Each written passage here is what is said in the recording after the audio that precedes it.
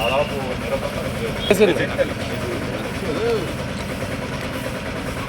Nellore rural నియోజకవర్గంలో ఏదైతే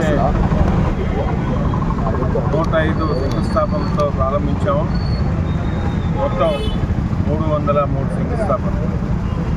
ఆ కార్యక్రమంలో భాగంగా ఈరోజు మూడో రోజు 45 శంకుస్థాపనలకి 19, 22, 35, 31, 41 డివిజన్లో ఈ కార్యక్రమాలు జరుగుతూ ఉన్నాయి. 19 అదేవిధంగా 22, 35, 31 డివిజన్లో నేను, 41లో నగర మాజీ మేయర్ భానుశ్రీ గారు కూడా శంకుస్థాపన కార్యక్రమానికి చేస్తూ ఉన్నారు.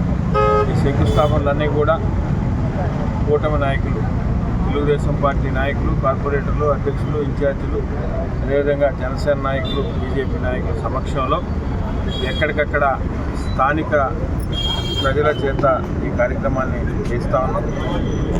నెల్లూరు రూరల్ నియోజకవర్గంలో ఇప్పుడు జరిగిన విధంగా పెద్ద ఎత్తున అభివృద్ధి పనులన్నీ కూడా జరుగుతూ ఉన్నాయి.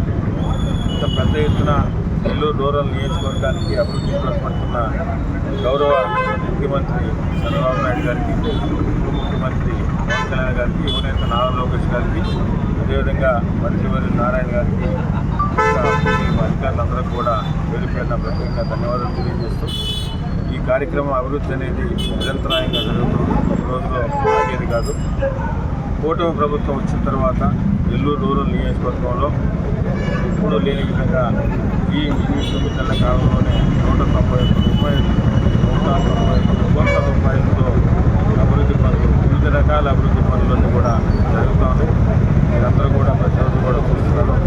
తప్పకుండా రాబో రోజుల్లో కూడా నెల్లూరు రూరల్ నియోజకవర్గాన్ని ఆదర్శవంత నియోజకవర్గంగా తీర్చిదిద్దడమే లక్ష్యంగా శాసనసభ్యులు శ్రీరెడ్డి గారు పెట్టుకున్నారు. ఒక సంక్షేమం, రెండో పక్క అభివృద్ధి, ఈ రెండు కూడా నెల్లూరు రూరల్ నియోజకవర్గంలో ప్రజలందరికీ అందుబాటులో చేయడం లక్ష్యంగా అందరం కూడా పనిచేస్తాం. ఇంత పెద్ద ఎత్తున అభివృద్ధి పనులకు సహకరిస్తున్న గౌరవ ముఖ్యమంత్రి చంద్రబాబు నాయుడు గారిని అందరూ కూడా ఆశీర్వదించాలనుకుంటున్నాం.